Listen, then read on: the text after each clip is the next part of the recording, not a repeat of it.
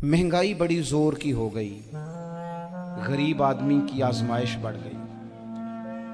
हमेशा महंगाई से गरीब लोग मुतासिर होते हैं। अमीरों की तो चीज़ें महंगी हो जाती हैं, वो तो सिंगल उन्होंने जमा की होती हैं, महंगी होती हैं तो डबल में बेचते हैं। गरीब पिसता है। लेकिन दुख की बात यह है कि हम एक दूसरे का साथ नहीं देते। मकरूज ज़हनी अजियत का शिकार है। 3 दिन है ना ईद के, तो एक जोड़े से भी गुजारे जा सकते हैं। हमने इस ईद पे कोशिश करनी है कि हमारी गली में, हमारे मोहल्ले में, हमारे दाएं बाएं थोड़ा सफ़र करें, बच्चों को देखें, सरकारी स्कूल से निकलते बच्चों को देखें, मसाजिद मदारस से निकलते बच्चों को देखें। हम ना एक एक दो दो का साथ दें। ये जितनी सियासी जमातें काम कर रही हैं, जिनकी हुकूमत थी, जिनकी है, पता नहीं कल किसकी आएगी। मैं तो ज़ाती तौर पर इनसे पूरा मायूस हूँ। मुझे तो नहीं लगता कि जितने लोग आज तक हुकूमत कर चुके हैं, बार बार आते हैं या पिछली हुकूमत गई है, इनके पास कोई प्लान ही नहीं है। ये तो बेचारे एक दूसरे की टांगें खींचने के अलावा ना कुछ कर सके हैं, ना उम्मीद है कुछ करेंगे। लेकिन गरीब की तकलीफ़ बढ़ गई है। मेरे पास 20 लोग आते हैं, आते तो वो दुआ का कहने हैं, आते तो सिर्फ ये बताने हैं कि इस मुश्किल में हूँ, दुआ करना। लेकिन दोस्तों, लोगों की बातें सुन के बड़ी तकलीफ़ होती है। हम क्या किसी की मदद कर सकते हैं? हमारे लिए तो मदारस चलाने मुश्किल हैं, लेकिन लोग अजियत का शिकार हैं। ज़हनी कर्ब के नीचे लोग आ गए। इतनी बड़ी अजियतें खड़ी कर दी गई हैं। थोड़ा थोड़ा देखो, 2 का खाना 3 भी तो खा ही सकते हैं ना, 3 का खाना 4 भी तो खा ही सकते हैं ना। मेरे महबूब ने हमें ये नहीं कहा था ज़्यादा गोश्त पकाना, बल्कि रसूल पाक ने तो रंग ही बड़ा सादा दिया है। करीम ने फरमाया, आयशा शोरबा ज़रा ज़्यादा कर लो, पड़ोसियों को भी सालन दे देंगे। थोड़ा शोरबा ज़्यादा कर लो, इसी को बढ़ा लो। थोड़ा शोरबा बढ़ा लें, थोड़ा थोड़ा एक दूसरे की मदद करें, दस्त शफकत रखें। गलियों में सुनसान लोग, अब तो लोग एक दूसरे से दुख भी नहीं कहते। वो कहते हैं देना किसी ने है कुछ नहीं, और तमाशा अलग से बन जाएगा। दोस्तों, हमने खुद एक दूसरे का हाथ बटाना है। जो लोग साहिब सरबत हैं, देखो, एक ही बाप की औलाद होती है, एक को अल्लाह बड़ा नवाज देता है, 2-3 कमज़ोर रह जाते हैं। उसको चाहिए वो दूसरों पे दस्ते शफकत रखे। एक गली में सारे लोग एक ही कबीले के, एक ही इलाके के, एक आगे निकल गया है, उसे चाहिए वो दूसरों का ख्याल करे। ये ज़रूरी नहीं कि सामने वाला आपका शुक्रिया भी अदा करे। हज़रत आयशा सिद्दीक़ा रज़ी अल्लाह तआला अन्हा, अम्मा जी एक कनीज़ रखी हुई थी, हज़रत उस्मान गनी ने दी थी कि आपकी खिदमत करेंगी।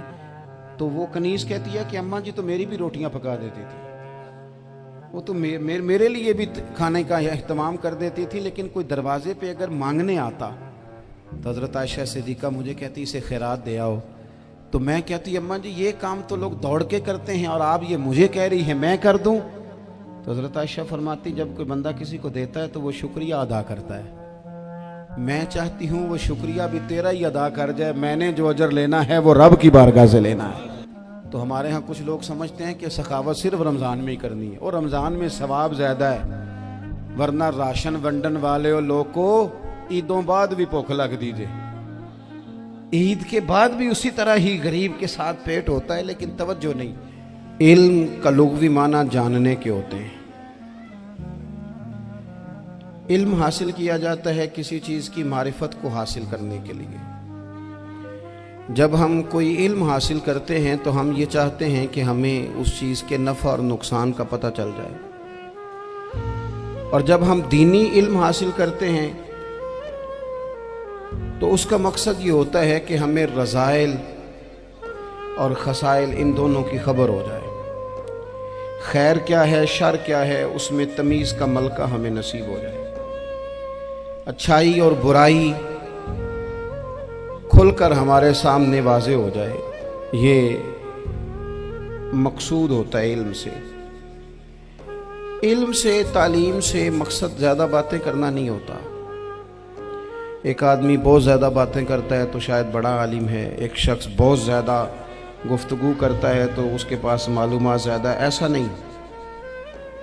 बल्कि हज़रत अब्दुल्ला इब्न मसूद रज़ी अल्लाह तआला अन्हु से जब किसी ने पूछा था कि बड़ा आलिम कौन होता है, तो आप फरमाने लगे जो रब से ज़्यादा डरे वो बड़ा आलिम है। اور دلیل انہوں نے یہ دی کہ اللہ کریم نے قرآن مجید میں فرمایا ہے کہ انما یخشی اللہ من عبادہ العلماء، اللہ کے بندوں میں سے جو عالم ہیں وہ رب سے ڈرتے ہیں۔ تو دینی تعلیم، اس کی معلومات حاصل کرنے کی کوشش کریں، صحیح کریں۔ قرآن مجید کی ایک آیہ کریمہ کا کچھ حصہ جو میں نے تلاوت کیا، اس میں اللہ کریم نے فرمایا اپنے محبوب سے، کہا وَقُلْ رَبِّ زِدْنِی عِلْمًا، اے محبوب آپ میری بارگاہ میں یہ دعا مانگیں، آپ یہ عرض کریں کہ اے رب میرے علم میں اضافہ کر دے، اے مالک میرے علم میں اضافہ کر دے۔ بہت ساری چیزیں ایسی ہوتی ہیں جن کی زیادتی ٹھیک نہیں ہوتی، وہ زیادہ ہو جائیں تو نقصان کرتی ہیں، لیکن علم ایک ایسی چیز ہے کہ جس کے بارے میں رب کریم نے کہا کہ محبوب آپ دعا مانگیں کہ آپ کو زیادہ علم دیا جائے۔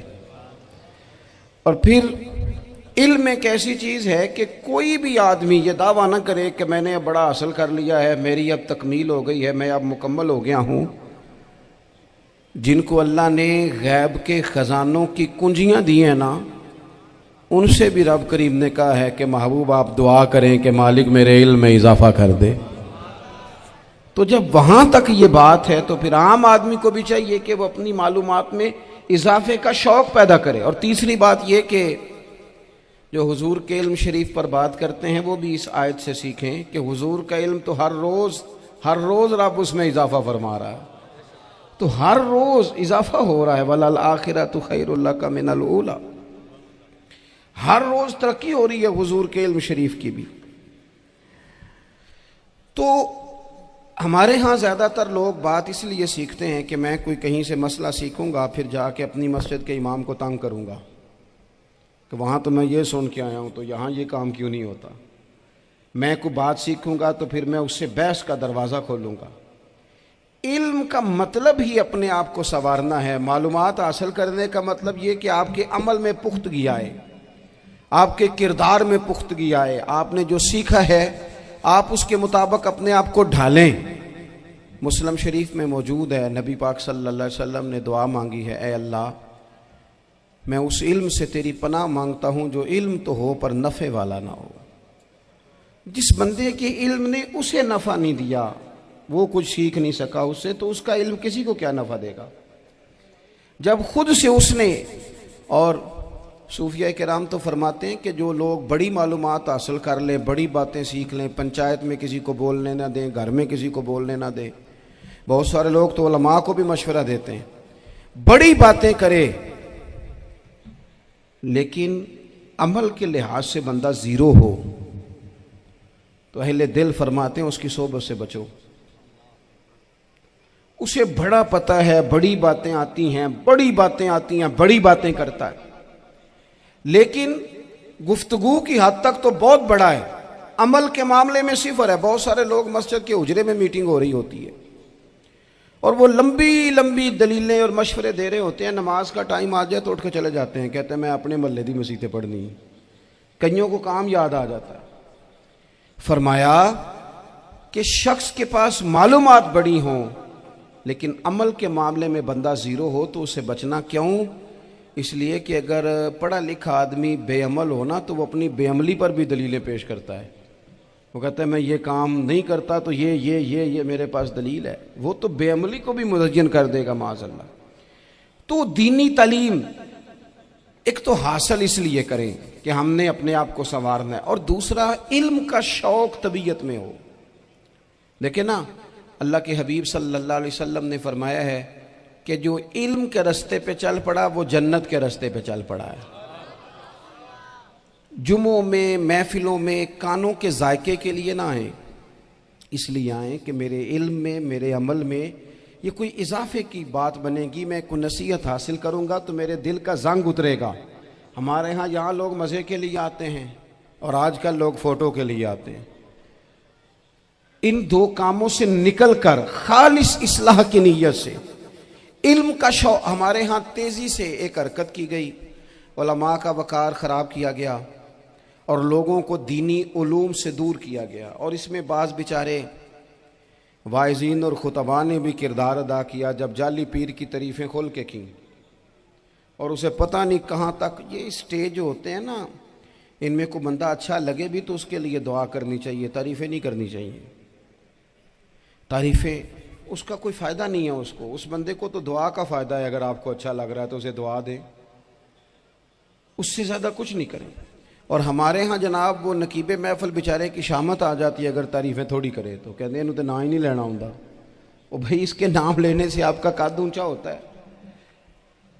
تو علم اور عالم ان دونوں چیزوں سے قوم کو دور کیا گیا، دینی تعلیمات کا فقدان ہے۔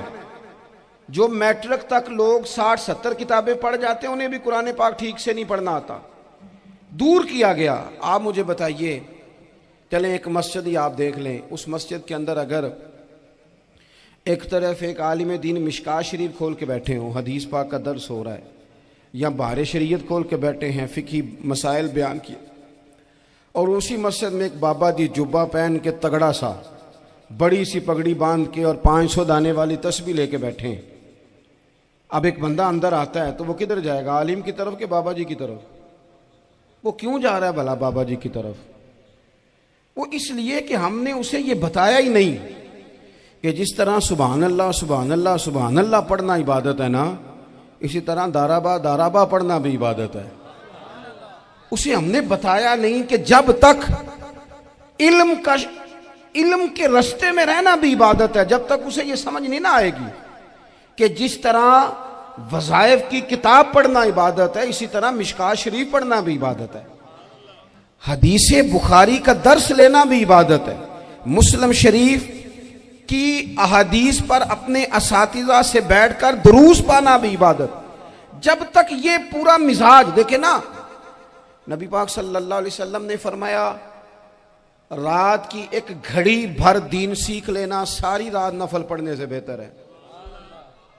اب ہمیں سمجھنا چاہیے کہ کتاب پڑھ کے بھی بندہ رب رسول تک پہنچ سکتا ہے، کتاب و سنت رستہ آسان کرتے ہیں، لیکن ہمارے ہاں کیا مزاج دیا گیا ہے، بابا جی کے پاس چلو، ضرور جائیں بابا جی اگر نیک ہیں تو منع کوئی نہیں کر رہا، لیکن جو سوچ ہمیں حضور نے دی ہے ہم نے اسی سوچ کے مطابق اپنے معاملات کو ترتیب دینا ہے نا۔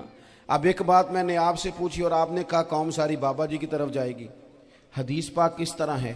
اللہ کے محبوب مسجد شریف میں تشریف لائے، دونوں جانب لوگوں کے حلقے بنے ہوئے ہیں، لوگ بیٹھے ہوئے ہیں، ایک حلقے میں لوگ اللہ کی یاد کر رہے ہیں، ذکر ہو رہا ہے، ایک حلقے میں بیٹھ کے ایک عالم کتاب و سنت کا درس دے رہے ہیں، ایک صحابی اور باقی سن رہے ہیں۔